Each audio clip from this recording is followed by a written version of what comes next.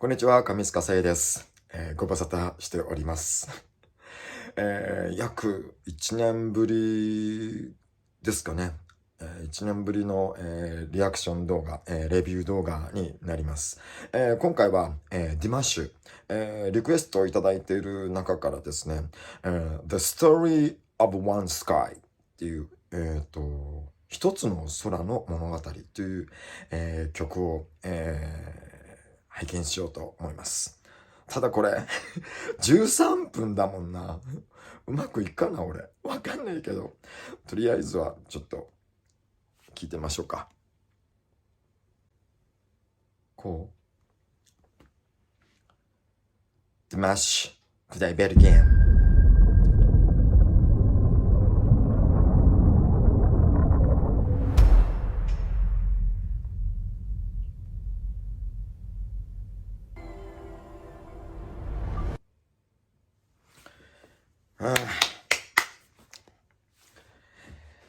すごい。なんかね、わかんないな。なんて説明したらいいんだろ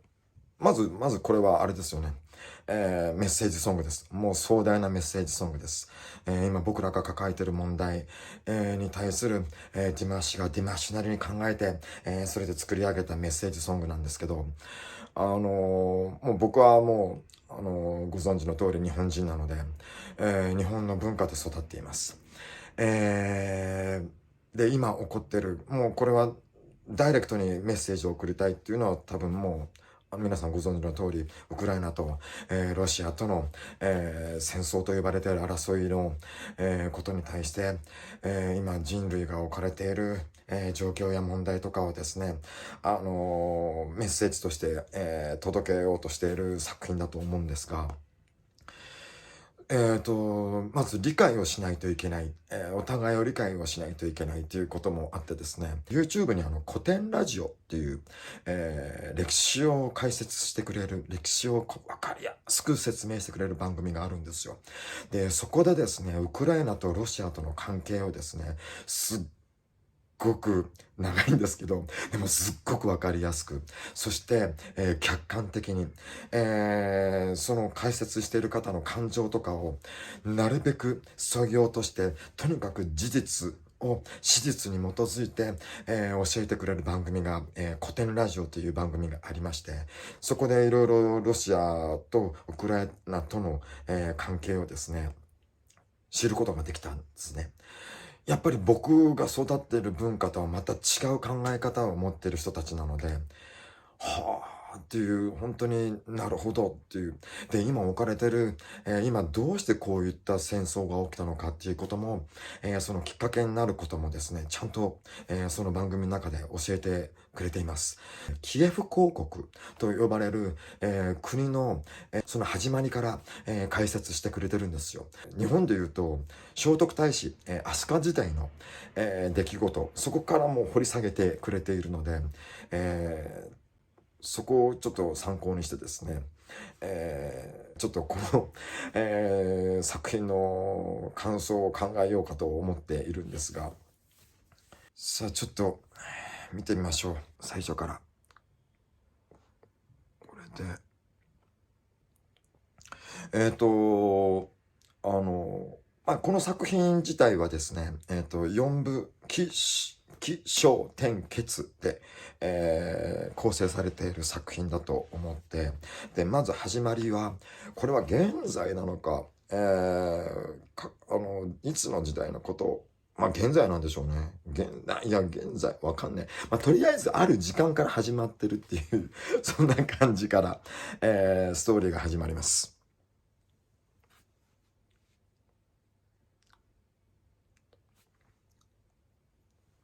難しいなこれ説明するの。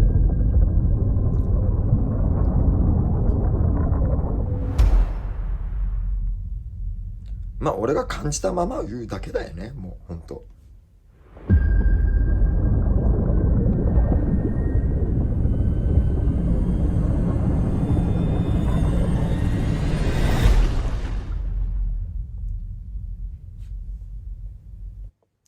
このレクイエムっていう言葉が僕最初、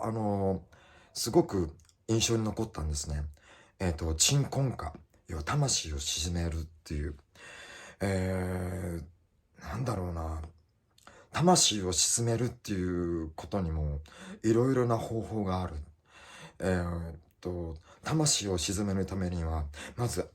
中にある感情を全部吐き出さないといけないっていうこともあるし、吐き出したから初めて静まるっていうこと。そうです。もう感情は出さないとダメなので、溜まっていくとどんどん爆発していっちゃうから。で、それを鎮めるためには、ある意味、バーっていう、ガーっていうことをしないと、魂は静まらないっていう、そういった意味もあるので、このレクイエム、鎮魂歌っていう、意味も非常に、重みのある言葉だと思います。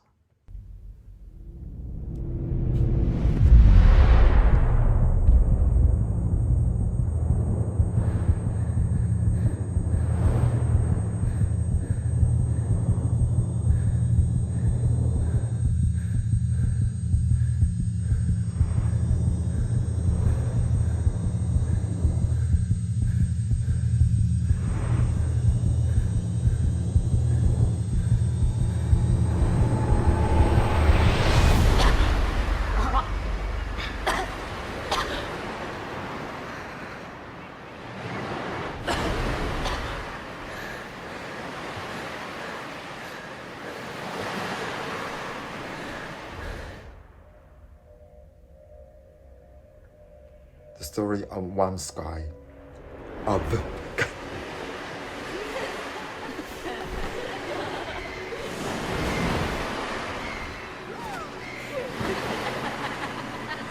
日本語のちょっと字幕で見させてもらってます。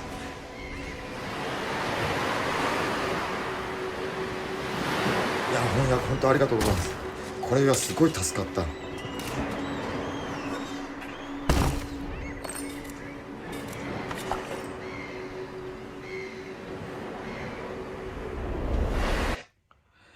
ここで止めちゃうのはですね、このファンクラブの、方がですね、翻訳してくださって、それでこの曲の内容がより分かって、で、その、監督の方のコメントも一緒に入れてくださったおかげで、だいぶこの、ミュージックビデオのですね、内容が分かったので、非常に助かりました。ありがとうございます。その、内容によるとですね、3人、この男の子2人と女の子1人の、三角関係から始まるということのストーリーなんですね。で、友情と、友情を象徴している、友情を表現しているミュージックビデオでもあるんですけども、その発端となるのがここの冒頭のシーンで、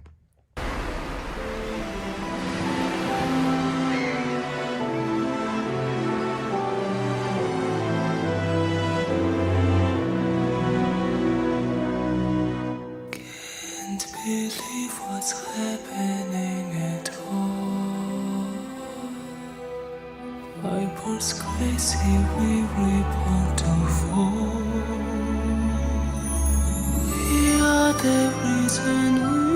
we're causing all that pain. To the secret one that give us life. Billions of hearts, billions of cells and souls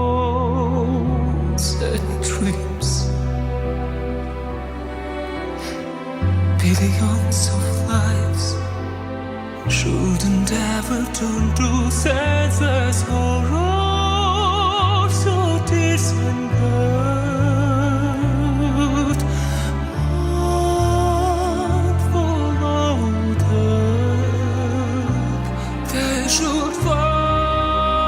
As a ruler, my task is to keep order and protect my country. But I don't deprive you of your freedom.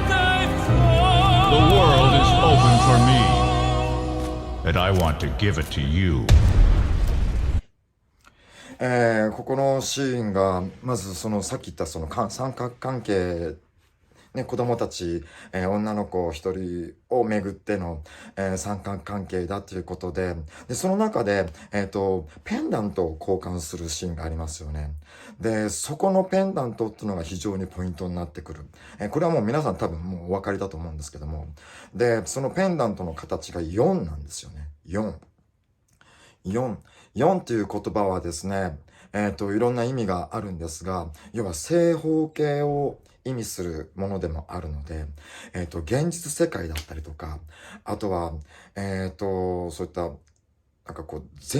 世界全部表すのか。あとはね、4っていう言葉は、他者を、思いやる心を持っている人。要は、自分だけじゃなくって周りの人たちの気持ちをよく理解できる、そうした人のことを表す数字でもあるんですよ。でも、この4っていう数字を見て、お気づきになる方もいらっしゃるかもしれないんですが、これ、非常にとんがった部分があるんですね、4って。4ってとんがってるんですよ。とんがってる意味は、非常に危険な部分がある。傷をつけてしまう部分がある。ちゃんと扱わないと。そういった危険性を伴う、数字としては数少ない言葉、数少ない数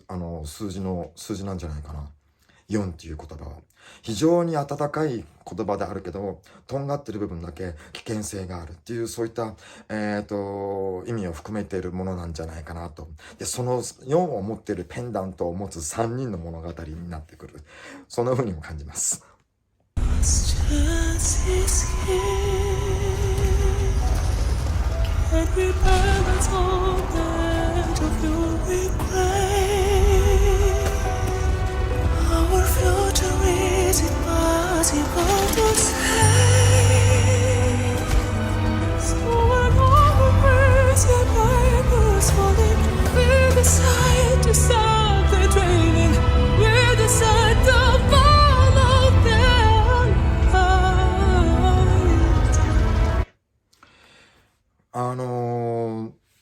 要は、ストーリーで言うと、恋に破れてしまった少年の一人がですね、独裁者になって、世界を戦争の世界に変えて、その戦争によって、人類を一つにしようと、企む、姿が書かれているっていうことなんですけど、で、この中にもあるようにですね、歌詞の中にもバイパー、笛吹き、っていう言葉が出てくる。で、これは、その解説によると、ハメルーンの笛吹きが、象徴されてるんじゃないかと言われていて、で、要は、子供たちをさらっていく、要は悪役、悪者の、怖い存在だという、存在としてハメルーンの笛吹きっていうのが語られているんですが、で、今もその独裁者っていうことを悪人の一人として見てるわけですよね。まあそれももちろんもう悪いことしてると思うんですが、ただ、悪いことをしている人もなぜそういうことをしたかっていう理由がやっぱりあると思うんですよ。で、このストーリーで言うと、その独裁者の人がなぜなったのかっていう理由が、単純にシンプルに書かれてるんですが、で、ハメルーンの笛吹きもなぜ、危害を加えるようになったのかっていう、やっぱり理由があるんですね。で、今回のロシアとウクライナとの戦争も、なぜこれを、しようと、彼が思ったのか。で、そこにもちゃんと理由があると。で、そこもその古典ラジオで、史実に基づいて解説してくれるんですよ。なので、で、それによるとですね、やっぱりね、この3人の、子供たちのように最初は仲が良かった。仲が良かったんだけど、ある一つのものを取り合うというか、欲しいという気持ちが強すぎたあまりにみたいな、そこでバランスを崩しちゃって争いになるのが発端だというのもあったりとか、まあちょっとこれ合ってるかどうかわかんない。あんま自信ないけど、でもなんかね、やっぱり理由があるんですね。悪をする。悪になる理由がある。バットマンのジョーカーがなぜジョーカーになったかとか、スター・ウォーズのダース・ベイダーがなんでダース・ベイダーになったのかってやっぱそれにも理由があるじゃないですか。で、だから、独裁者と呼ばれる、悪を働く人たちにも、やっぱそれなりの理由があるんですね。それをも、理解しないと僕たちはいけないと僕は感じます。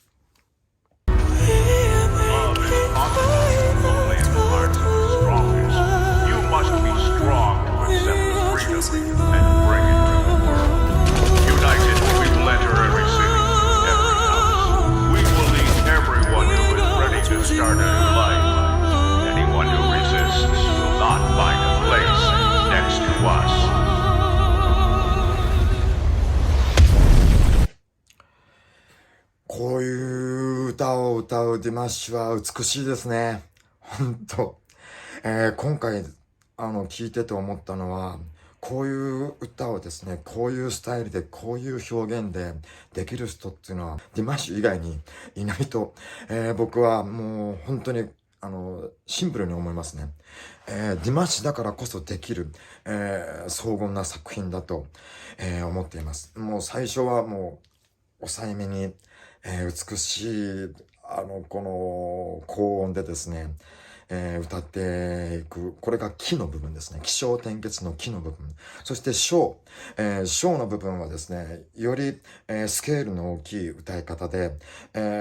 その今現状起こっている悲惨な状態みたいなものをですね、もう声高々に歌ってる、そんなシーンになります。War is the way to unite people. これもね、4なんですよ。4ですよ。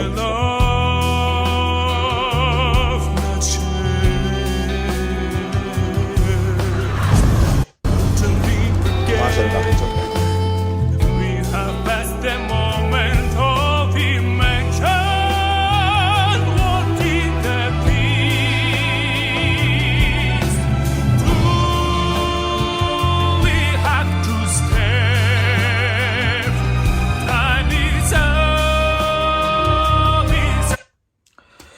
ここのところで、独裁者の人も未だにペンダント、大人になってもペンダントを持っていて、ストーリーの話だと、この女性とディマッシュの主人公は結婚しているっていう、ことなんですけど、結婚している今でさえも、その3人で分かち合ったペンダントを持っているって。そこに、ポイントがあるような気がするんですね。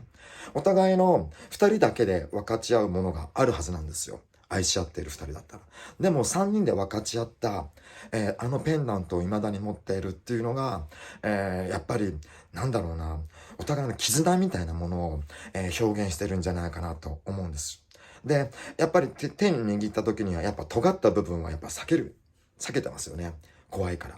やっぱりその分だけね、本当4って数字って、扱い方を、ちゃんとしないと本当に危険なものなんだなっていうのをうまく表現しているところだと思います。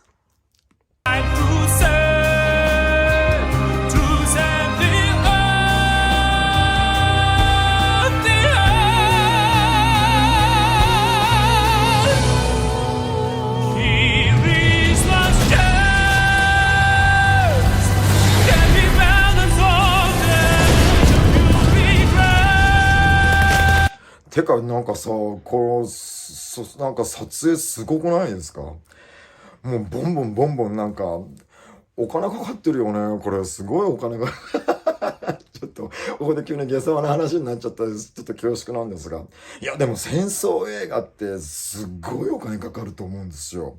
人も爆弾もね、たくさん必要だし、これ金かかってるんだねっていうのを今ちょっと。すいません。いや、でもそれだけの、お金をかけてですね、なおかつそれを見事に表現できるってディマッシュはやっぱすごいですよ。うん、本当。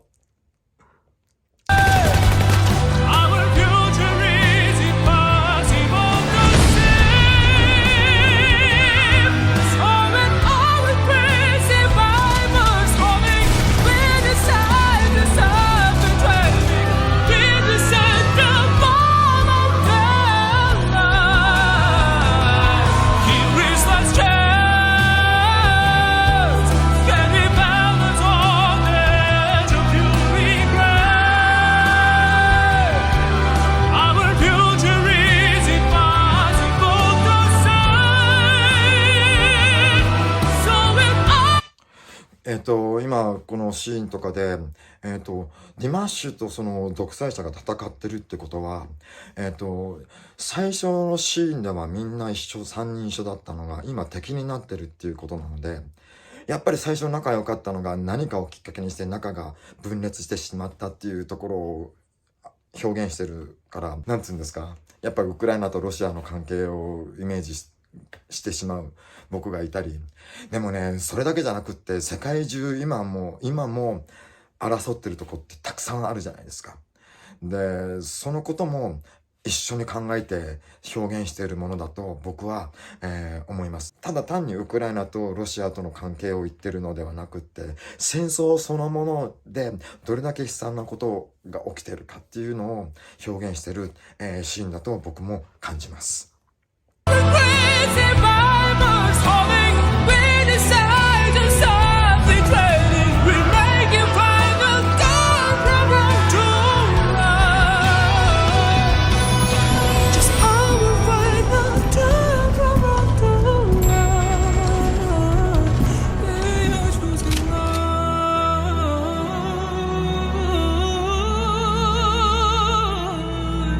We are choosing love.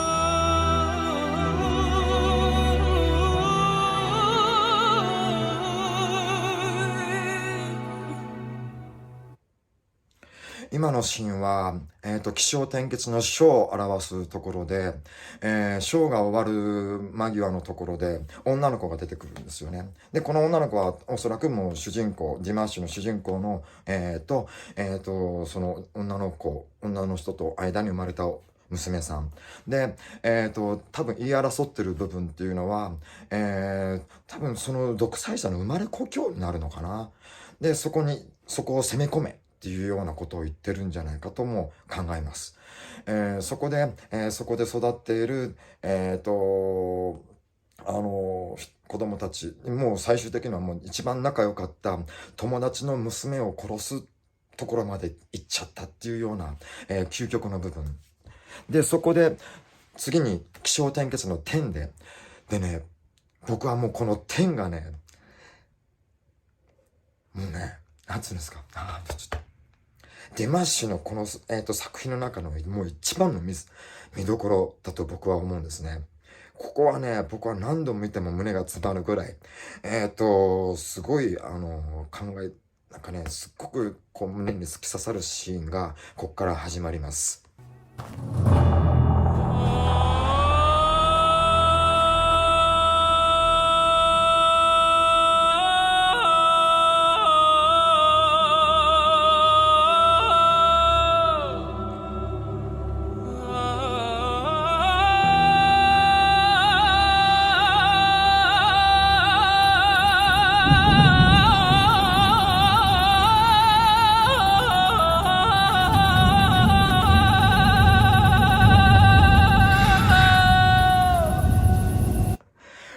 このさ、もう、なんつうんですか。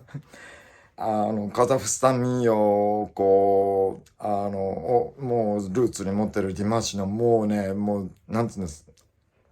もう最大の見せどころっていうか、もうこれぞディマッシュの、もう真骨頂っていうか、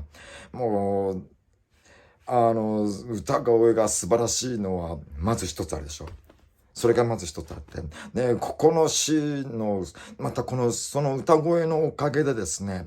この歌声がですね、いろんなメッセージがこの映像の中に入ってるんですけど、その映像、全部その歌声だけで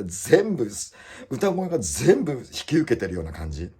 もう、その歌声があればもう、なんかものすごい説得力がある。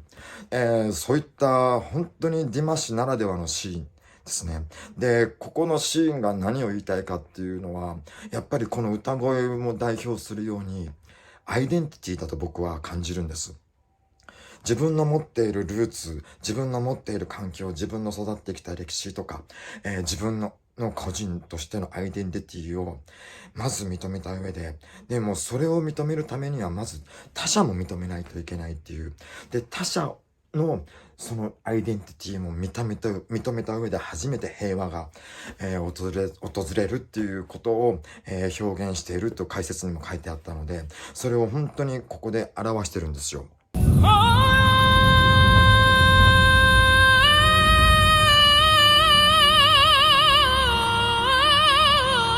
ここに出ている人たちっていうのはすべて、いろいろな宗教、いろいろな文化を持ってる、人たちが、集まって、今、ど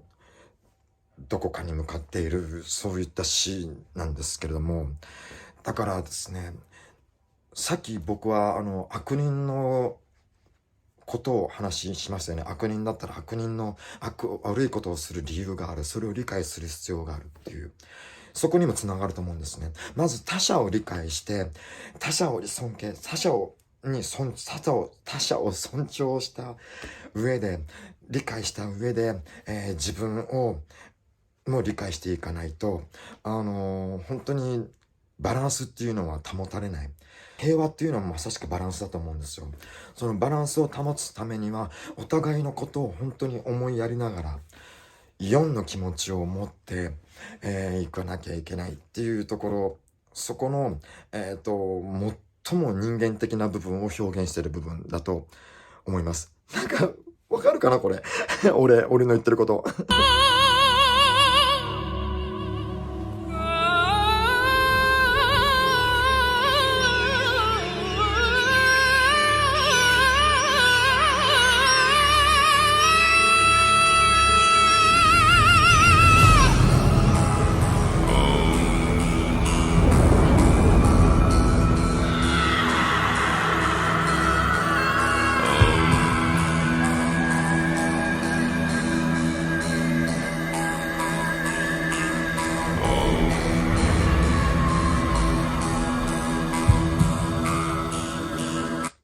ここでは、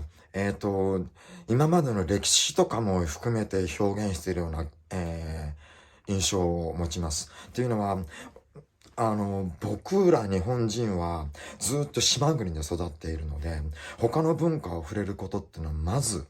今までの歴史からっていうのは本当に、ほとんどなかった。そういった歴史を持っている文化なんですね。でも、カザフスタンだったり、ロシアだったり、他の民族の人たちっていうのは、まず隣に別の国の別の文化、別の宗教を持っている人たちがいるっていうような、そういった環境があって、今までの歴史っていうのは自分たちの、アイデンティティをもっと拡大するために、それとも自分たちのアイデンティティを守るために他者をなくしていった、他者を消していった。で、そういった、歴史を持っている、人たちなんですよ。なので、そこら辺のね、根本的な理解っていうのは僕にはまだ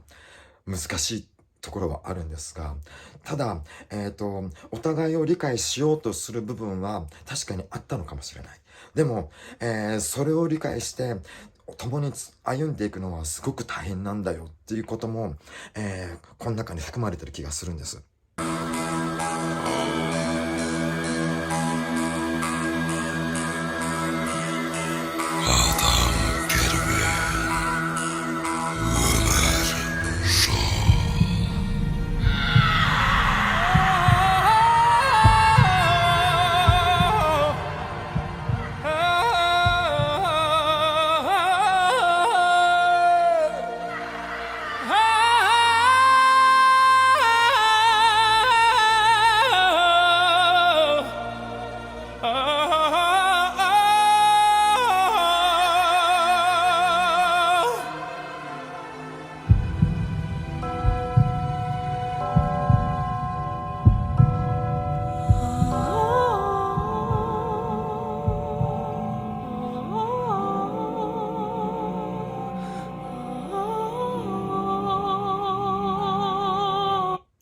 このところも何かが死んでるんだけど、逆に女性からは一つ命が生まれてるっていうところがすごく対照的に描かれているのが象徴的、すごく印象深いんですけども、でまた今の人たちもなんだろうな、こういろんなことを経験してもう疲れ切ってるっていう、中にはもう命を、落としてしまった人もいたりとかですね。とにかく今は苦しい状況にあるっていう。ただその苦しい状況っていうのは自分たちが作ってしまってるものなんですよね。なんだろうな、なんかちょっとこの話をしだすと長くなっちゃうので、ちょっと先に行きましょう。僕もちょっと今ちょっと整理がつかないな。そうだ。つまり今こう十字架があったでしょ。で、同じキリスト教、今世界で一番多い、多く信仰している宗教がキリスト教らしいんですが、要は同じキリスト教でもやっぱり地域によって全然宗派が分かれてしまうっていう、元があると。で、宗教も三大宗教と呼ばれるものがキリスト教とイスラム教と仏教。で、それ以外でもですね、本当に細かく宗教が分かれてるっていうことを、聞いたんですが、でもね、なんかね、原理原則、元をたどっていくと、みんな同じ宗教はみんな同じことを唱えてるっていうのは、あるんですよね。やっぱりそれは他者を重んじてとか、ちゃんと礼儀をわきまえてみたいな、ほんと基本的なことは全部の宗教で共通していることだから、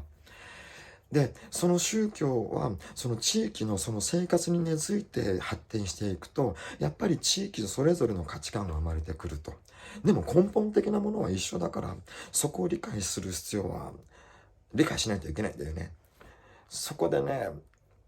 やっぱり自分が出てしまうと理解できなかったりとかするとか。何の話だったっけわかんないけど、先進めます。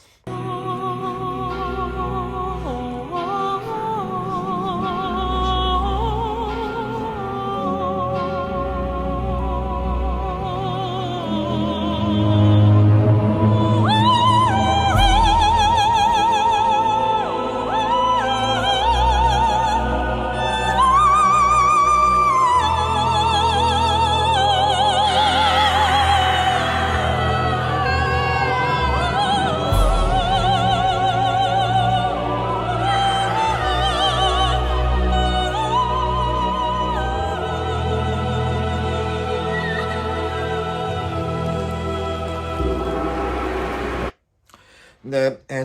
起承転結の点が今のシーンだったんですが、こっからはクライマックスのケツですね。クライマックスはどちらかっていうと、時間軸はもう結構ごちゃごちゃになっていてごちゃごちゃな感じがするんですが、要は一番ディマッシュがメッセージとして送りたい部分がここに全部含まれています。もうそこが歌詞の部分ですね。もう人生は自分たちがもう今決めなきゃいけない。もうまさしく本当に今決めないといけない状況にあると思います。で、それを、もう渾身の、力を込めてですね、ディマッシュがもう叫んでるっていう、シーンに、行き着くのが次のこの最後の点、ケツの部分ですね。ケツの部分に入ります。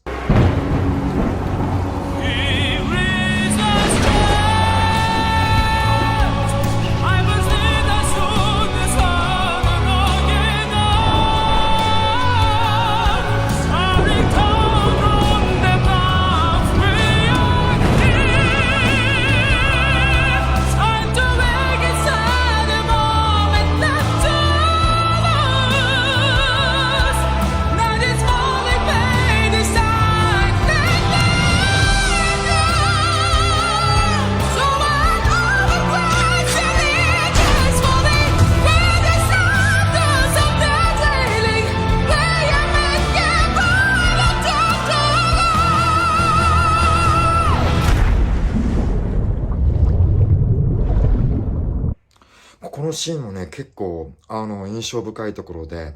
ディマッシュが、かつての友人と、正面対決をする。で、自分の仇を撃つっていう、シーンになってくるんですけど、で、これを、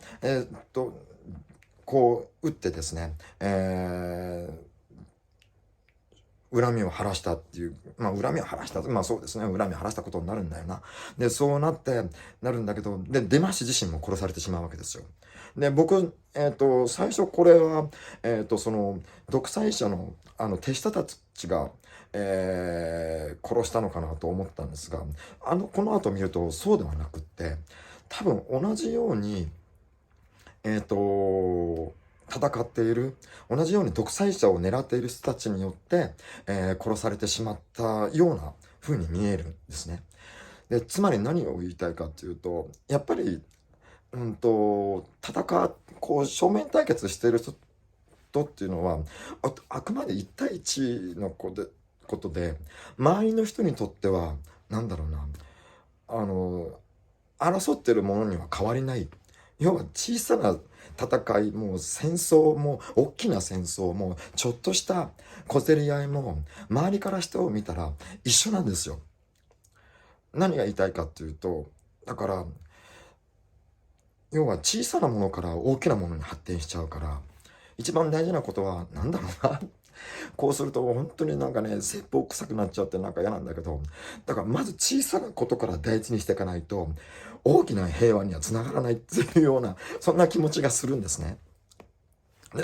ここで最後沈んで、もう死ぬ瞬間にディマッシュがもう叫び声を上げて、もうみんなに伝えたいことっていうのがこの言葉になるんです。要はね、ものすごく、宗教的にもですね、マインドを変える一番の方法っていうのは、ものすごいインパクトを与えることなんですよ。ものすごい大音量の中で、ガーということによって認識が変わるっていう。その願いを込めて、ディマッシュはもう渾身の力を込めて、この言葉をみんなに伝えたいっていう言葉がもう一つ出てきます。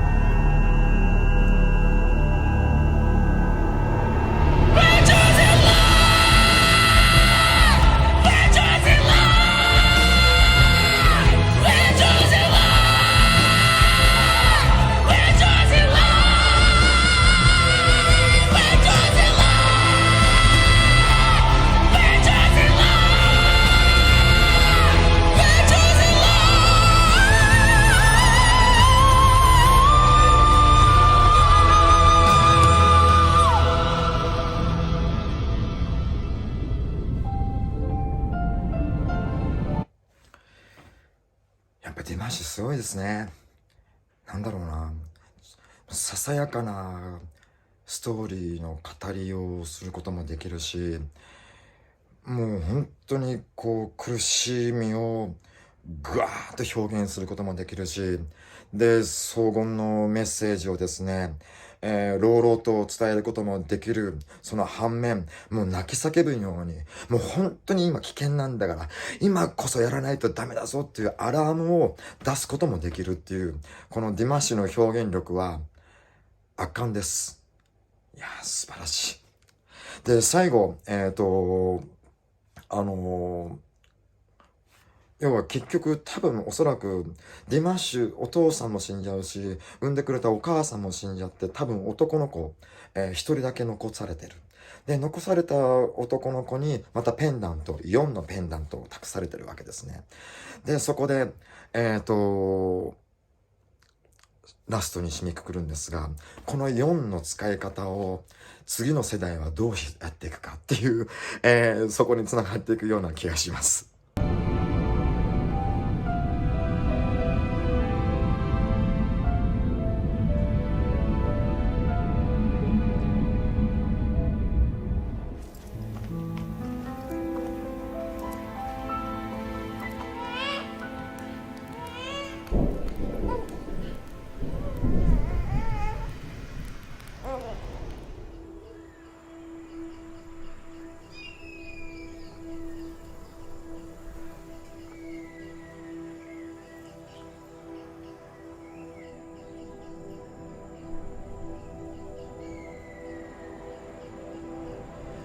いやー、すごいね。もう、今回はですね、久々に、レビュー動画をちょっと作ってみたんです。やってみたんですが、